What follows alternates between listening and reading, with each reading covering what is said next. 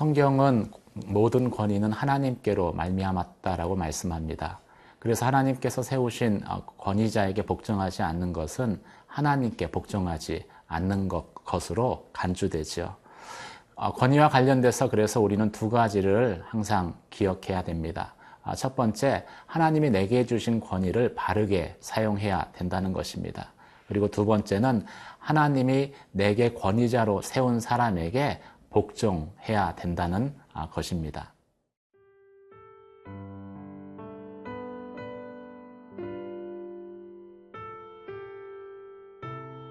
민수기 16장 1절에서 11절 말씀입니다. 레위의 증손 고핫의 손자 이스할의 아들 고라와 루벤 자손 엘리압의 아들 다단과 아비람과 벨렛의 아들 온이 당을 짓고 이스라엘 자손 총회에서 택함을 받은 자 곧 회중 가운데에서 이름 있는 지휘관 250명과 함께 일어나서 모세를 거스르니라. 그들이 모여서 모세와 아론을 거슬러 그들에게 이르되 너희가 분수에 지나도다. 회중이 다 각각 거룩하고 여호와께서도 그들 중에 계시거늘 너희가 어찌하여 여호와의 총회 위에 스스로 높이느냐. 모세가 듣고 엎드렸다가 고라와 그의 모든 무리에게 말하여 이르되 아침에 여호와께서 자기에게 속한 자가 누구인지 거룩한 자가 누구인지 보이시고 그 사람을 자기에게 가까이 나아오게 하시되 곧 그가 택하신 자를 자기에게 가까이 나아오게 하시리니 이렇게 하라. 너 고라와 내 모든 무리는 향로를 가져다가 내일 여호와 앞에서 그 향로에 불을 담고 그 위에 향을 두라. 그때에 여호와께서 택하신 자는 거룩하게 되리라. 레위 자손들아, 너희가 너무 분수에 지나치느니라. 모세가 또 고라에게 이르되 너희 레위 자손들아 들으라. 이스라엘의 하나님이 이스라엘 회중에서 너희를 구별하여 자기에게 가까이 하게 하사 여호와의 성막에서 봉사하게 하시며 회중 앞에 서서 그들을 대신하여 섬기게 하심이 너희에게 작은 일이겠느냐. 하나님이 너와 네 모든 형제 레위 자손으로 너와 함께 가까이 오게 하셨거늘 너희가 오히려 제사장의 직분을 구하느냐. 이를 위하여 너와 너의 무리가 다 모여서 여호와를 거스르는도다. 아론이 어떠한 사람이기에 너희가 그를 원망하느냐. 오늘 본문은 고핫 자손이 모세와 아론의 권위에 대적하는 사건을 다루고 있습니다. 1절, 2절 말씀 같이 보시겠습니다. 레위의 증손 고핫의 손자 이스할의 아들 고라와 루벤의 자손 엘리압의 아들 다단과 아비람과 벨렛의 아들 온이 당을 짓고 이스라엘 자손 총회에서 택함을 받은 자 곧 회중 가운데 이름 있는 지휘관 250명과 함께 일어나서 모세를 거스리니라. 권위를 대적하는 사람들로 고핫 자손과 또 다단과 아비람, 온과 함께 250여 명의 지도자를 언급하고 있습니다. 고핫 자손은 성소의 기물을 관리하며 섬기는 레위 지파 사람들이죠. 고핫 자손은 언약궤와 같은 중요한 곳들을 섬기고 있었습니다. 그래서 같은 레위 지파이지만 게르손, 무라리 자손들과 비교해서 비교적 중요한 임무를 수행하고 있다라고 생각할 수 있었습니다. 또 반기에 동조한 사람들 가운데 250여 명의 회중 지도자들을 언급하고 있습니다. 이들은 모두 총회에서 세워진 회중의 리더들로서 이름 있는 잘 알려진 지도자들이었다라고 말씀하고 있습니다. 그들도 스스로 생각할 때 우리는 회중의 그 지지를 받고 있기 때문에 좀 더 잘할 수 있고 좀 더 많은 일을 할 수 있다라고 생각했을 것입니다. 이런 생각이 결국 하나님이 세운 권위에 대적하게 하는 그러한 모판이 된 것이지요. 그런 눈으로 아론 자손을 보니까 왜 아론의 자손만 제사장을 해야 하나라는 그런 질문이 들었던 것입니다. 그래서 반기를 들지요. 그들은 이렇게 말합니다. 이스라엘 회중은 모두가 하나같이 거룩하고 여호와께서 함께 하시는 사람들이다. 그런데 왜 모세와 아론은 너희를 스스로 총회 위에 두어 특별한 존재로 여기느냐. 이 반역에 참여한 사람들이 잘못 알고 있었던 한 가지 사실은 무엇입니까? 모세와 아론은 스스로 자신을 높인 것이 아니다라는 것입니다. 모세와 아론을 세우신 분은 하나님이시라는 사실이지요. 모세와 아론의 권위가 어떤 능력이나 대중적 지지에 의한 것이 아니라 하나님으로 말미암았다라는 사실을 그들은 인정하지 않았던 것입니다. 참다운 권위라는 것은 능력이나 대중적인 지지에 의해서 세워지는 것이 아니라 하나님께로 말미암는다라는 것을 성경은 말씀하고 있죠. 이러한 그 권위에 대적하는 반란에 대해서 모세가 대응하는 모습은 진정한 권위가 누구에게 있느냐를 저희에게 다시 한번 보여주고 있습니다. 모세는 자신의 권위가 위협당하는 그 상황 가운데에서 철저히 하나님 앞에 엎드립니다.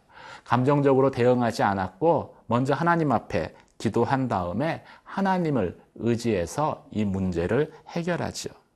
자신의 권위가 철저하게 하나님의 손에 있는 것을 인정하는 것입니다. 너희는 내일 모두 향료를 가지고 여호와 앞에 서라. 그러면 여호와께서 누가 자신이 택한 자인가를 너희에게 보여줄 것이다. 향료라는 것은 제사장들만 만질 수 있는 것입니다. 그런데 그 향료를 가지고 하나님 앞에 서면은 하나님께서 인정하는 그 제사장들에게는 하나님께서 그 사인을 보여주실 것이고 그것이 그 권위를 인정하게 만들 것이다 라는 것이죠. 만약 하나님께서 인정하지 않는다면 나답과 아비후가 그 향료의 불을 잘못 들여서 불에 타 죽은 것처럼 하나님께서 분명하게 보여주실 것이다 라는 것을 모세는 확신하고 있었습니다. 사랑하는 성도 여러분, 권위라는 것은 내가 스스로 세우는 것이 아닙니다. 권위라는 것은 하나님이 세워주시는 것입니다. 나를 높여서 스스로 권위를 세우려고 할 때 우리는 불가피하게 하나님이 세운 권위를 거스릴 수밖에 없는 것을 성경은 말씀하고 있습니다. 여러분의 권위가 하나님께 있음을 겸손하게 인정하고 또 그 권위를 잘 사용할 수 있는 저와 여러분 되시기를 주님의 이름으로 축원합니다.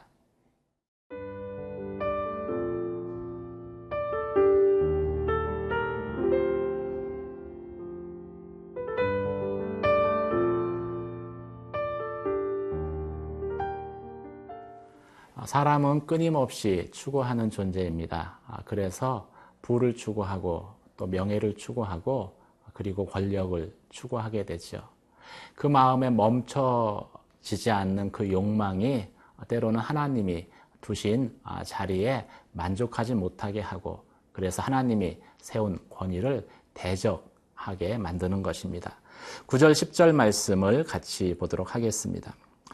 이스라엘 하나님이 이스라엘 회중에서 너희를 구별하여 자기에게 가까이 하게 하사 여호와의 성막에서 봉사하게 하시며 회중 앞에 서서 그들을 대신하여 섬기게 하심이 너희에게 작은 일이겠느냐.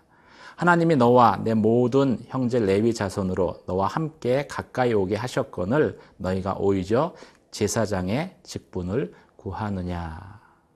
하나님께서는 고라 자손이 모세와 아론의 권위에 대적하는 그 이유에 대해서 모세를 통해서 말씀하고 있습니다. 모세는 두 가지 사실을 이야기합니다. 첫 번째, 고라 자손이 성막 봉사의 직분을 맡았음에도 불구하고 그것에 만족하지 하지 못하고 있었다, 만족하지 않았다라는 것을 이야기합니다. 반란을 꾀한 무리들에게 모세가 묻습니다. 그분을 섬기게 하신 것으로 충분하지 않았느냐? 하나님께 가까이 오게 하신 것으로 너는 만족하지 못하느냐? 우리가 섬길 때 어떻습니까? 처음에는 섬기게 하신 것만으로도 감사하고 기뻐합니다.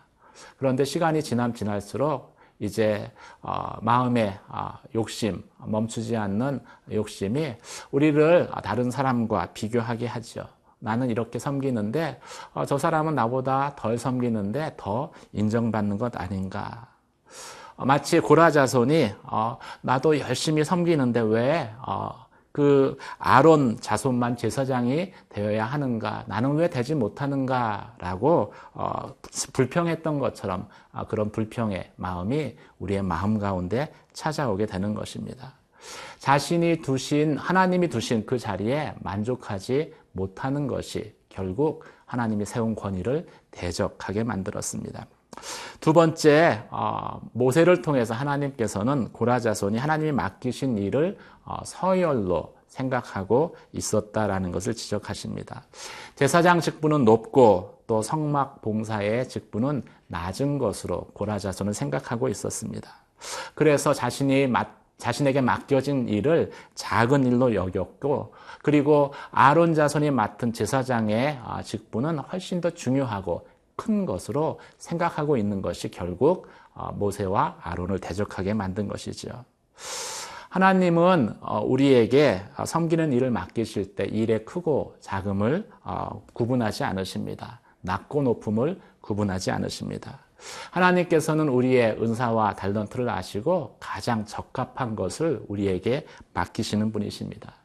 하나님께서 우리에게 보시는 것은 맡겨진 일이 크고 적음이 아니라 그 일에 충성하느냐, 충성하지 않느냐라고 오늘 성경은 말씀하고 있습니다.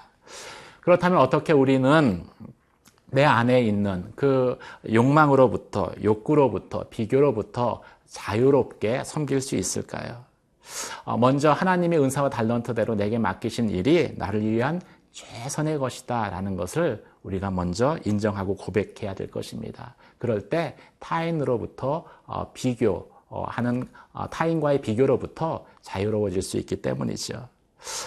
진짜 우리가 비교해야 될 것은 다른 타인과의 비교가 아니라 나 자신과의 비교입니다.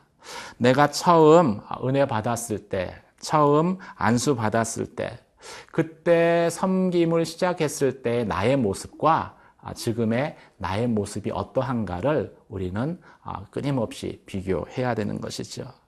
그렇게 자신의 처음과 현재를 비교하게 될 때 우리는 타인과 비교하는 것으로부터 자유롭게 되어질 것입니다.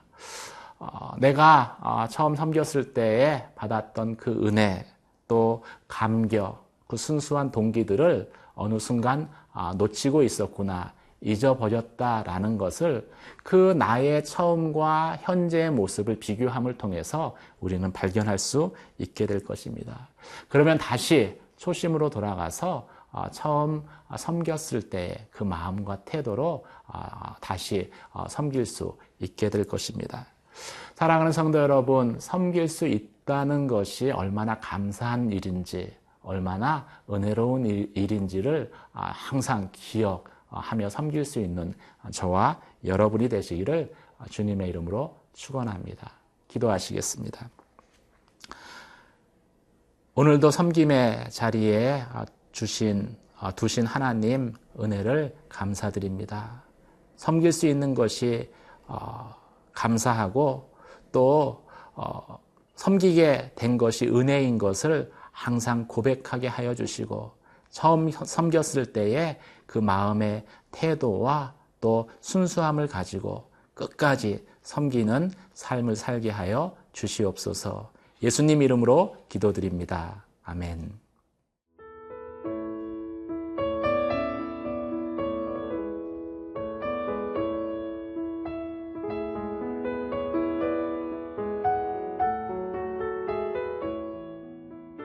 이 프로그램은 시청자 여러분의 소중한 후원으로 제작됩니다.